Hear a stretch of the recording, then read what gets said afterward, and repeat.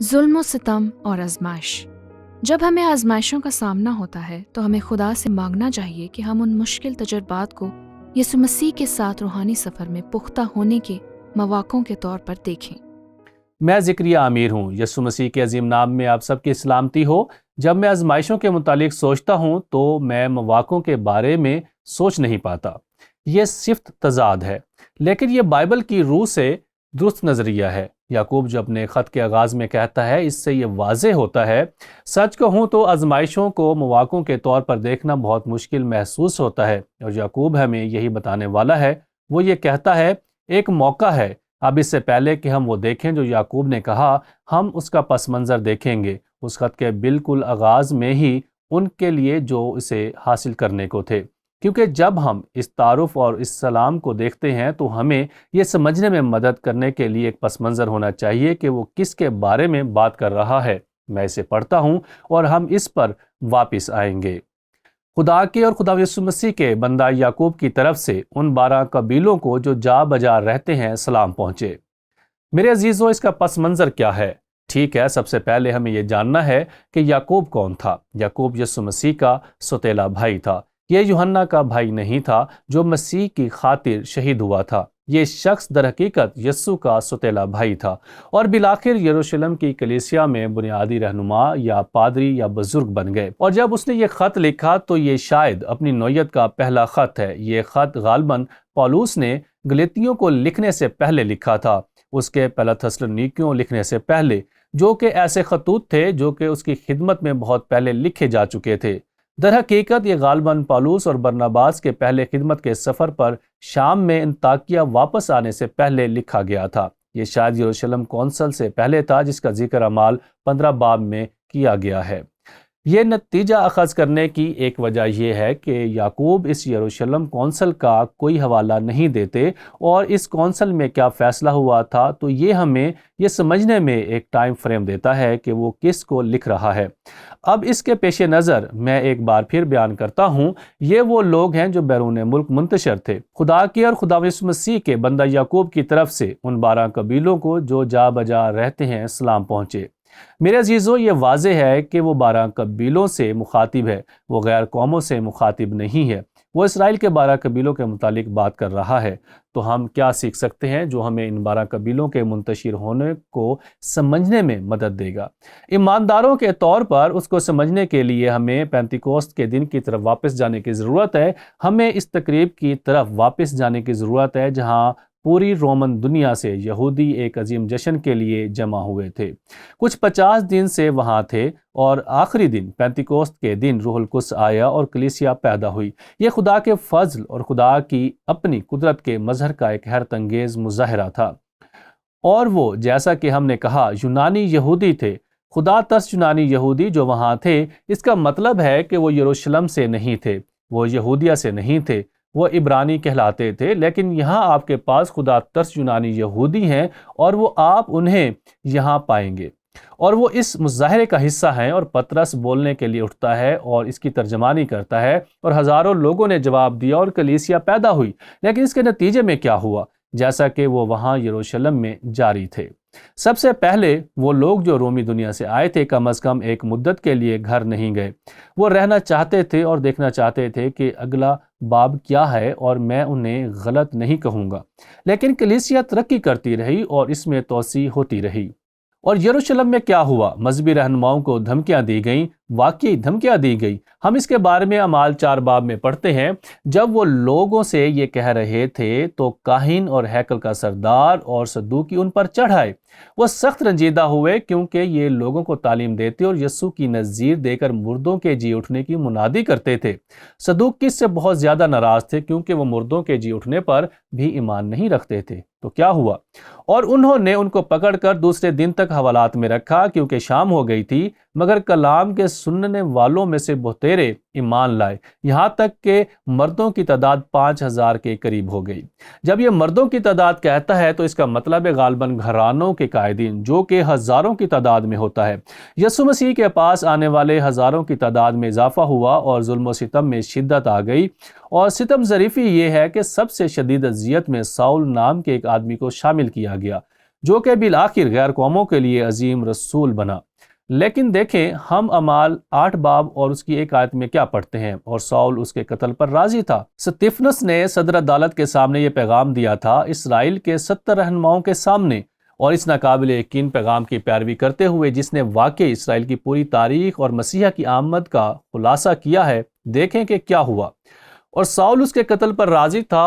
اسی دن اس کلیسیا پر جو یروشلم میں تھی بڑا ظلم برپا ہوا، اور رسولوں کے سوا سب لوگ یہودیہ اور سامریہ کی اطراف میں پراگندہ ہو گئے۔ اور اگر آپ خالی جگہوں کو پر کرتے ہیں، وہ لوگ جو پوری رومی دنیا سے آئے تھے بالآخر انہیں اپنے وطن واپس جانا پڑا، لیکن وہ واپس چلے گئے۔ ان میں سے بہت سے ایمانداروں کے طور پر اب اسے سمجھنے کے لیے یاد رکھیں، وہ لکھ رہا ہے کیا 12 قبیلے جو بکھرے ہوئے ہیں، اور یہ 12 قبیلے جو بکھر گئے تھے ایماندار تھے جو یروشلم میں ایمان لے آئے تھے، اور آپ دیکھیں گے کہ وہ کہاں سے آئے تھے۔ اعمال کی کتاب یہ بیان کرتی ہے عرب سے، جی ہاں، یہودیہ سے، مصر سے، لدیا، کرینے، جتنا دور روم، ایشیا، پینتوس اور کپدوکیا سے، اور مشرق کی جانب سے پارتھی اور مادی اور الامی اور مسوپتامیہ اور سارا علاقہ۔ مسوپتامیہ وہ علاقہ جہاں سے ابراہیم آیا تھا، اور اس سے ہمیں یہ جاننے میں مدد ملتی ہے کہ یعقوب کیا سوچ رہا تھا جب اس نے کہا، اور میں اسے دہراؤں گا، خدا کے اور خداوند یسوع مسیح کے بندہ یعقوب کی طرف سے ان 12 قبیلوں کو جو جا بجا رہتے ہیں سلام پہنچے۔ ٹھیک ہے، کیا ہوا جب یہ یہودی پوری رومی دنیا میں اپنے آبائی شہروں میں واپس آئے اور یسوع مسیح کے ساتھ اپنا تجربہ بتانا شروع کیا، اور ان کی تبدیلی کے یسوع مسیح تھا۔ یہی خطرہ ان شہروں میں بھی پیش آیا جو یروشلم میں ہوا تھا۔ آخرکار ان مسیحی یہودیوں کے منتشر ہونے سے پوری رومی دنیا میں ظلم و ستم پھیل گیا، اور اس طرح یعقوب اس ظلم و ستم کو مخاطب کرتا ہے، اور وہ 2 باب میں اپنے اسلام کے آغاز کے بعد کہتا ہے، تو اس کو یہ جان کر کمال خوشی کی بات سمجھنا۔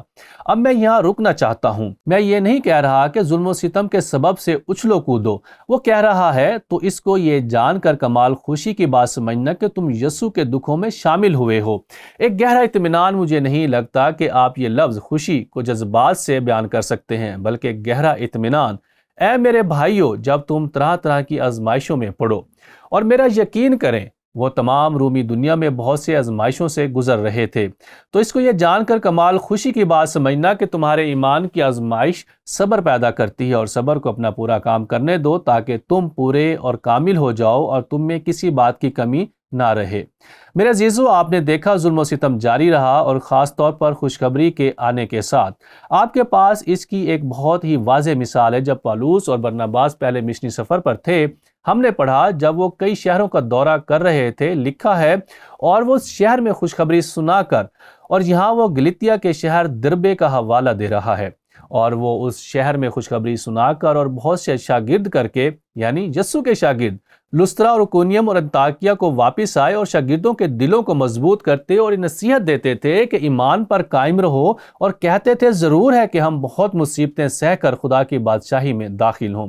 اور بنیادی طور پر جو کچھ ہم نے ابھی وہاں اعمال کی کتاب سے پڑھا ہے، اور میں نے دیکھا کہ جب میں آج ان سب کا جائزہ لے رہا تھا، یعقوب نے اپنا خط کیوں لکھا؟ اس کا نچوڑ یہی ہے، اس کا خلاصہ وہی ہے، وہ ظلم و ستم سے نمٹ رہا ہے۔ میرے عزیزو، آپ نے دیکھا پولس اور برناباس کے ساتھ کیا ہوا جب وہ پسدیا کے انطاکیہ پہنچے اور خوشخبری کی منادی کی۔ یہودی رہنماؤں کے ظلم و ستم کی وجہ سے انہیں وہاں سے جانا پڑا۔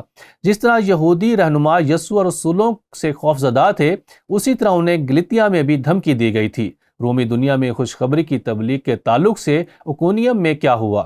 ویسے ہم نے پڑھا کہ وہاں یہودی تھے جو کہ بہت ناراض تھے، اور کچھ غیر قومیں بھی ان کے ساتھ شامل ہو گئی تھیں کہ وہ اکونیم میں اترے، اور پالوس اور برناباس کو ظلم و ستم کی وجہ سے اکونیم چھوڑنا پڑا۔ انہوں نے ان مسیحوں کو وہیں چھوڑ دیا، اور ظاہر ہے کہ ان مسیحوں پر ظلم ہوتا رہے گا۔ لسترا میں کیا ہوا؟ ٹھیک ہے، یہ ستم ظریفی ہے کیونکہ پالوس کو حقیقی طور پر سنسار کیا گیا تھا، اور اس میں اہم بات یہ ہے کہ اس نے استفنس کو سنسار کرنے کی اجازت دی تھی، اور یہاں تیموتھیوس کے آبائی شہر لسترا میں اسے سنسار کیا گیا اور شہر سے باہر لے جا کر مردہ حالت میں چھوڑ دیا گیا۔ اب خدا نے اسے معجزانہ طور پر شفا بخشی، لیکن میں جس چیز کی مثال دے رہا ہوں وہ یہ ہے کہ جب آپ ان مشنری سفروں پر جاتے ہیں تو آپ کو وہ ظلم نظر آتا ہے جو یروشلم میں شروع ہوا تھا اور یہودی اور سامریہ میں پھیل گیا۔ یہاں تک کہ رومی دنیا میں پھیلتا رہا، تو اس سے ہمیں یہ سمجھنے میں مدد ملتی ہے کہ یعقوب نے اپنا خط کیوں لکھا۔ وہ ان 12 قبیلوں کو لکھ رہا ہے جو بکھر گئے تھے، وہ جو یروشلم میں بے شک روح القدس کے آنے کے بعد مسیح کے پاس آئے تھے اور آخرکار ان تمام جگہوں پر واپس چلے گئے جن کا ذکر اعمال کی کتاب میں ہے۔ انہیں اپنے مصائب میں مقصد دیکھنے کی ترغیب دی گئی، اور میرے لیے یہ ایک کنجی ہے اور یہ مشکل ہے نا کبھی کبھی مصائب میں مقصد دیکھنا۔ در حقیقت کچھ آزمائشیں اور مشکلات ہیں جن کے مقصد کو ہم تب تک نہیں سمجھ پائیں گے جب تک کہ ہم خدا کے ساتھ نہ ہوں۔ تو میں یہ سوال اٹھاتا ہوں، آپ نے اپنی زندگی میں یا دوسروں کی زندگی میں ذاتی ترقی کے مواقع فراہم کرنے والے مختلف آزمائشوں کا مشاہدہ کیسے کیا؟ تو میرے عزیزو، میں نے آپ کے ساتھ اشتراک کیا ہے جب میں خدمت میں نسبتاً جوان تھا، میری شادی نہیں ہوئی تھی، میں مونٹانا میں تھا، میں وہاں خدمت میں تھا اور میری زندگی میں کچھ حقیقی مایوس کن مشکلات سے گزرا۔ بہت زیادہ شک، بہت درد، واقعی بہت زیادہ تکلیف، جذباتی تکلیف، جہاں میں مایوسی کی وجہ سے ہر اس چیز پر سوال کر رہا تھا جو میں نے یسوع کے بارے میں کبھی سیکھا تھا۔ لیکن خدا نے اپنے فضل سے مجھے اس وقت میں اس قابل بنایا کہ میں جو کچھ محسوس کر رہا تھا اس میں کچھ مقصد دیکھ سکوں، اور یہ واقعی مجھ پر بالکل واضح ہو گیا کہ میری زندگی میں کچھ چیزیں ایسی تھیں جن سے مجھے ایمان کی ایک بنیادی سطح پر نمٹنا پڑا۔ اس سے پہلے کہ میں خدا کی بادشاہی کے کام کے لحاظ سے کسی دوسرے کردار کی طرف بڑھنے کا اہل ہو سکوں، اور اس کا ایک حصہ یہ تھا کہ مجھے واقعی اس مقام پر آنے کی ضرورت تھی جہاں میں یقین کرتا ہوں، کیونکہ میں نے واقعی اسے اس کا حصہ بنایا تھا کہ میں کون ہوں، اور میں ایک تجربہ کبھی نہیں بھولوں گا، اور وہ میرے لیے سب سے خوبصورت تجربات میں سے ایک ہے، اور میں نے اسے کئی بار کیا ہے۔ بیئر ٹوتھ پاس سے گزرنا، جو بر اعظم امریکہ میں سب سے اونچے پاسوں میں سے ایک ہے، اور جب ہم اس سڑک پر جا رہے تھے بہت سارے سوئچ بیک تھے، اور میں یہ نہیں دیکھ سکتا تھا کہ پہلے سوئچ بیک سے آگے کیا ہے جب تک کہ میں مڑتا اور پھر تھوڑا سا آگے دیکھتا، اور اس پہاڑ تک کے تمام راستے، یہاں تک کہ آپ ایک مقام پر سڑک سے ہٹ کر پیچھے دیکھ سکتے ہیں اور آپ ہر سوئچ بیک کو دیکھ سکتے ہیں۔ اور میرے لیے اس نے یہ واضح کیا کہ میں کس چیز سے گزر رہا تھا، کہ مجھے مقصد نظر آنے لگا، میں پیٹرن دیکھ سکتا تھا، میں دیکھ سکتا تھا کہ میرا خدا میری زندگی میں کام کر رہا تھا، اور ایسے اوقات ہوتے ہیں جب ہم یہ نہیں دیکھ سکتے کہ آگے کیا ہے، لیکن مجھے لگتا ہے کہ خدا کے فضل سے ایسے وقت آتے ہیں جب ہم پیچھے مڑ کر دیکھتے ہیں اور ہمیں مقصد نظر آتا ہے۔ ہم معنی دیکھ سکتے ہیں، لیکن خدا چاہتا ہے کہ ہم ایمان کے ذریعے مقصد دیکھیں کہ یہاں ایک مقصد ہے، حالانکہ ہم یہ نہیں دیکھ سکتے کہ یہ سب اس نے کس طرح ڈیزائن کیا ہے، ہمیں سکھانے کے لیے، ہماری مدد کے لیے، تاکہ ہم زیادہ سے زیادہ مسیح کے مانند بن جائیں۔ تو یعقوب کے خط میں سے پہلا اصول یہ ہے، جب ہمیں آزمائشوں کا سامنا ہوتا ہے تو ہمیں خدا سے مانگنا چاہیے کہ ہم ان مشکل تجربات کو یسوع مسیح کے ساتھ روحانی سفر میں ہونے کے مواقعوں کے طور پر دیکھیں۔